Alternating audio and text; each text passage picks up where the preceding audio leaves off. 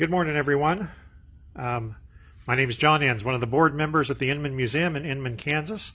Thought I would share a short video today for those of you stuck at home during this quarantine time, joining the hashtag Museum at Home movement. Saw another museum who focused on the church. That was part of their museum. Many people are missing their church communities at this time, and churches kind of represent communities, so I thought, hey, let's talk about the church that is exhibited in the Inman Museum. What you're seeing before you is the Adobe Bethel Mennonite Church, built in 1880 on the prairie 2.5 miles south of Inman, Kansas. Built by Mennonite immigrants from southern Ukraine. It was a group of people from about 20 different villages in the Molushna colony, which was a Mennonite colony in what is present-day southern Ukraine. At that time, it was part of Russia. They came here to Kansas and various other places in the Midwest and settled. This church building, when it was built, it was a little bigger than the one you see now. It was about 30 feet wide by about 65 feet long. At its height, the church would hold about 400 people on a Sunday morning worship service, which seems kind of amazing. It's built of adobe bricks, which was a not uncommon way to build things in the 1870s, 1880s in Kansas, as wood was scarce. And so they would mix straw, mud, cured manure together and make bricks that they could build buildings with. This church building would have been plastered and whitewashed as well. In the museum is exhibited so that the bricks can be seen in the method of construction. The mortar, of course, is not original. It was mixed according to the old recipe at the time that this building was constructed inside the museum.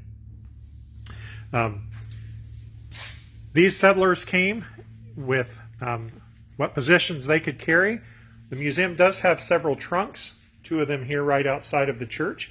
One of them is the Gerhard Ensz family trunk from Fischau in South Russia, as well as a much more plain trunk from the Isaac Clausen family. They lived in the village of Rukenau in the Molushna colony.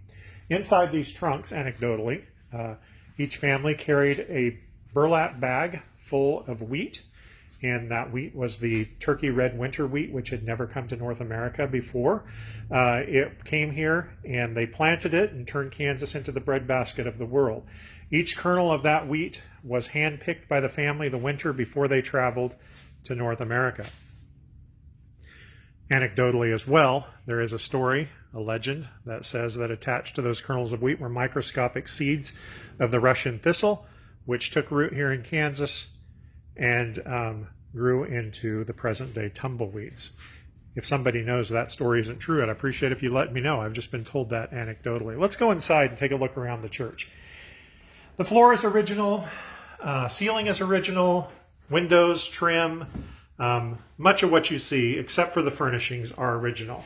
The furnishings are a collection of furniture and items from the churches in the Inman area, kind of representing their history. For instance, we have a couple pulpits here in the front.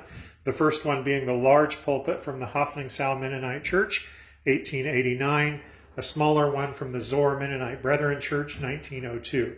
On the wall is a fur coat from the village of Elizabethal in the Molushna in Russia.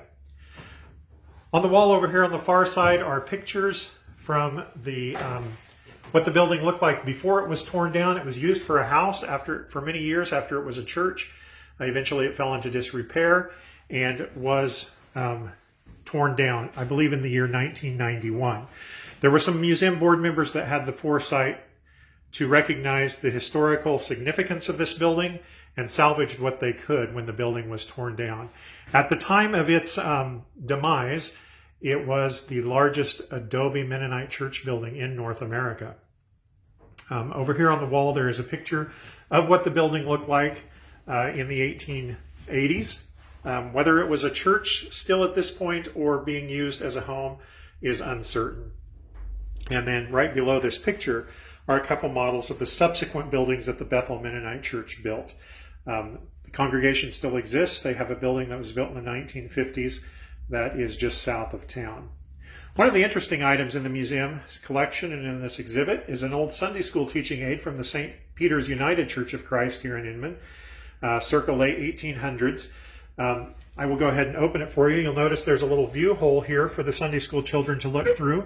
But inside are a couple chimneys, one kerosene lantern still existing that was burned below those chimneys. And in the back, pictures from the Bible that the teacher could roll like a scroll and the children could watch as the teacher did so through the keyhole. Kind of a unique part of the museum. Below this is a example of, or an original Adobe brick, as well as the mold, one of the molds used to create the bricks for this church building.